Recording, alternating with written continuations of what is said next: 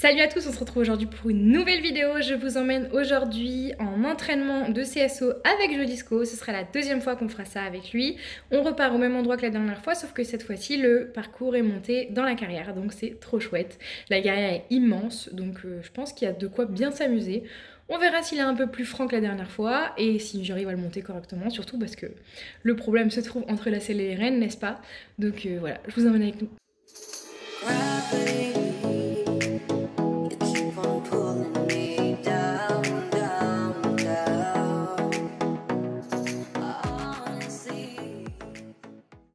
Bon, du coup, je suis allée m'asseoir en dehors du paddock parce qu'il me marche dessus, ces goussovards là.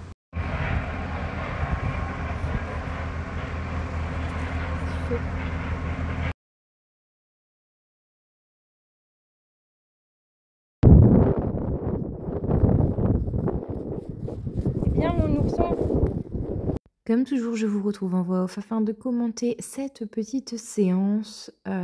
Alors, les travaux à la maison avancent petit à petit. Normalement, c'est presque fini, sauf que eh bien, nous attendons de la pluie afin de pouvoir tasser tout le sable qui a été importé, que ce soit au paddock ou dans la carrière, ce qui n'est pas encore le cas parce que, évidemment, depuis que les travaux ont commencé, nous n'avons pas eu une seule goutte de pluie. Du coup, on continue d'aller s'entraîner à l'extérieur, ce qui lui fait quand même du bien parce que ça lui permet de voir des pistes différentes, intérieures, extérieures, avec du monde, plus ou moins de place, personne, etc. Comme ça, il est amené à s'adapter et ça lui fait transporter parce que dans le transport, il n'est pas super sage, il gratte beaucoup. Après, il faut dire qu'il vit complètement dehors, donc j'ai pas de box à ma maison, je n'ai que des abris. Et au final, maintenant, quand il se retrouve enfermé dans la petite boîte roulante, je pense que pour lui, ça doit pas être très facile à comprendre. Mais voilà, il va s'habituer hein, petit à petit. C'est des petits trajets à chaque fois. On fait pas plus de 20 minutes de route, donc c'est pas énorme non plus. Maintenant, bon, il faut que chaque chose prenne son temps et qu'il s'adapte tranquillement à ce qu'on va lui demander plus tard. Parce que le but de partir en concours, c'est aussi de rouler pour aller jusqu'au concours. Donc voilà.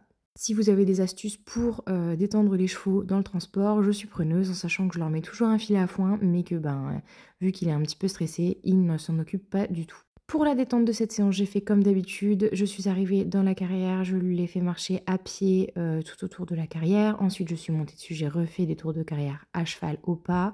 Et ensuite, j'ai commencé à trotter. Comme vous pouvez le voir, il était full forme, full énergie.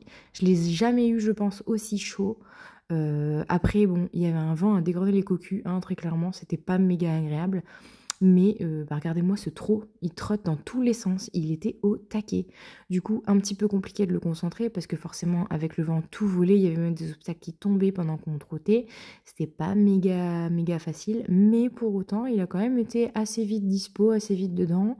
Ce qui m'a permis de le travailler correctement. Là, il s'est arrêté parce que je lui ai passé entre un chandelier et la barre de la carrière, mais il est passé ensuite très facilement. Voilà, on peut voir qu'il a un trot extrêmement ample quand il veut et vraiment avec pas mal de rebonds. J'ai beaucoup de mal à suivre et accompagner son trot avec du liant. Mais bon, on va travailler ça, ça va venir parce que plus les séances vont et plus il trotte comme ça, un peu fort et puis avec beaucoup de rebonds, beaucoup d'expression. Je pense qu'il commence à s'affirmer, à prendre confiance en lui et du coup à être de plus en plus démonstratif sous la selle, mine de rien. Et il prend également en masse, en volume et son dos commence à se remonter, il se forme de plus en plus, il continue toujours sa croissance. Donc forcément ça va de pair avec son évolution en fait, très clairement. Même si là, c'est pas flagrant qu'il travaille bien son dos dans le bon sens, étant donné qu'il passe sa vie à regarder les papillons. Mais on lui pardonne parce que vraiment les conditions n'étaient pas optimales. Et voilà, c'est toujours un nouvel environnement pour lui, donc il faut aussi accepter le fait que ce ne soit pas toujours parfait. J'ai fait pas mal de transitions également pendant ma séance parce que les transitions, c'est vraiment ce qui permet de voir que notre cheval est à notre écoute. J'ai fait des transitions, j'ai fait des 8 de chiffres, pas mal de cercles, de changements de direction, de changements d'attitude autour des obstacles qu'il y avait pour toujours aller dans l'optique de le concentrer sans le contraindre, vraiment l'amener progressivement à venir se focaliser sur ce que je lui demande et non pas sur son environnement extérieur, ce qu'il fait plutôt bien, mine de rien. Ensuite, on a pu gentiment commencer à venir le travailler au galop. Alors au galop, c'était pas tout à fait la même affaire, clairement. Il avait encore une fois plein d'énergie et il avait envie de faire quelques petites bêtises. Mais honnêtement, il a pris sur lui et il s'est vraiment contenu pour ne pas exploser de tous les côtés parce que il était vraiment content en fait de pouvoir galoper dans une si grande carrière. C'est vrai qu'on n'a pas trop l'habitude de ça. Donc voilà, vous voyez, il est un petit peu plein d'énergie, un petit peu content, mais franchement, il reste totalement gérable et c'est ça que je suis vraiment contente avec lui, c'est que il va pas me déborder pour me mettre dans la merde, entre guillemets. Il va vraiment rester quand même à l'écoute, tout en montrant sa petite joie et son petit contentement, disons. Je n'hésite pas à le caresser dès qu'il fait quelque chose de bien.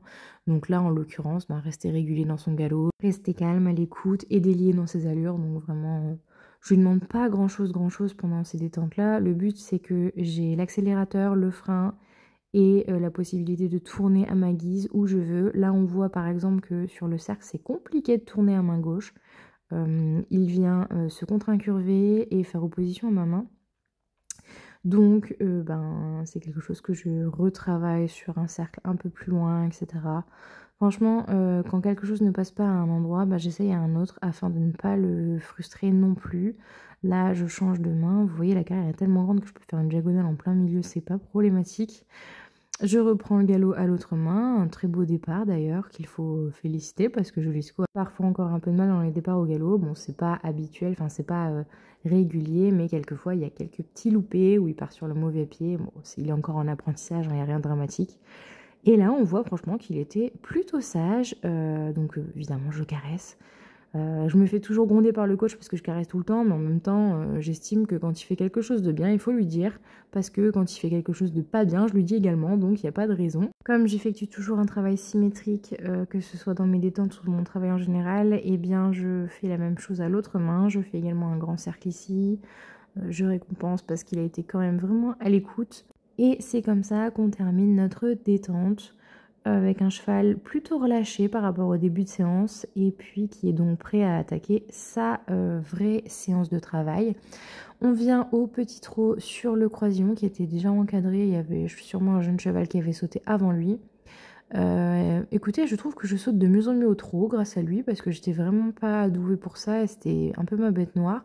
Je trouve qu'avec lui je saute quand même mieux qu'avec Scarlett, enfin bref. Là, il y a eu un loupé parce qu'il est parti au galop parce que j'ai mal agi dans la bord. Je sais pas, j'ai dû paniquer un petit peu. Je lui ai donné les fausses informations, enfin les mauvaises informations. Et du coup, ça lui a mis un petit coup de pression devant la barre. C'est pas du tout ce qu'il faut faire. J'ai fait une erreur, je me suis trompée, mais j'ai encore des petits moments de panique comme ça qui arrivent de temps en temps. C'est pas ma tasse de thé, mais j'évite que ça arrive au maximum. Ensuite, je vais en galop, on voit que ça va quand même beaucoup mieux au galop, hein. Je suis beaucoup plus posée dans ce que je fais. Lui, il a vraiment une très bonne tête, c'est-à-dire qu'une fois qu'il a passé un obstacle, c'est bon, c'est acquis. Il n'y a pas besoin de le sauter 40 000 fois, il a compris quoi. Il y va, il n'est pas regardant du tout. Et là, c'est la première fois qu'on va venir sur l'autre verticale et on va voir que il l'avait pas vu encore, donc il s'est un peu reculé. Wouhou! Et moi, j'ai fait le taxi de la mort, voilà. Je le montre parce que je pourrais prendre la décision de le couper et de ne pas vous le montrer, mais j'estime que ce serait trop facile si j'étais parfaite et que je montais à la perfection mon jeune cheval. Donc non, des fois ça arrive, on n'est pas parfait. Là c'est pareil, il se recule un peu, il fait un gros saut, du coup j'accompagne au début, mais je me retrouve un peu catapultée derrière, je caresse bien fort parce que c'est vraiment un brave petit cheval. Je reviens dessus et ça se passe beaucoup mieux. Voilà, je prends le parti de vous montrer le bon comme le mauvais. C'est pas pour me faire défoncer en commentaire, clairement. Donc faites attention quand même à ce que vous allez dire dans les commentaires. J'ai un coach qui est là pour m'engueuler, ne vous inquiétez pas. Mais vous savez, des fois, on peut pas tout maîtriser non plus, hein, sachant que je ne suis pas du tout une cavalière de CSO, moi, de base. Donc voilà. Je reviens donc pour enchaîner, dernier enchaînement de la séance. Parce que même si moi j'ai fait des petites erreurs, lui franchement il est parfait, il a une bonne tête, c'est pas la peine de trop lui en demander non plus. On termine sur cet auxerre, c'est la première fois qu'il voyait l'auxerre. Pareil, aucune question, juste en fait on le voit pas bien mais dans les abords il se recule un peu et moi ça me perturbe, du coup j'ai tendance à m'agiter à ce moment-là et c'est pas du tout ce qu'il faut faire, mais je travaille dur sur moi. Au final, on a du boulot, mais lui, il a une bonne tête, il a énormément de force. Là, ce qu'on lui demande de sauter, c'est complètement ridicule par rapport à ses moyens. Et du coup, il nous le fait bien comprendre avec des sauts énormes et disproportionnés. Mais ça va venir au fur et à mesure. Déjà, il est beaucoup plus franc qu'avant, et en plus, il adore ça, donc c'est vraiment que du plus.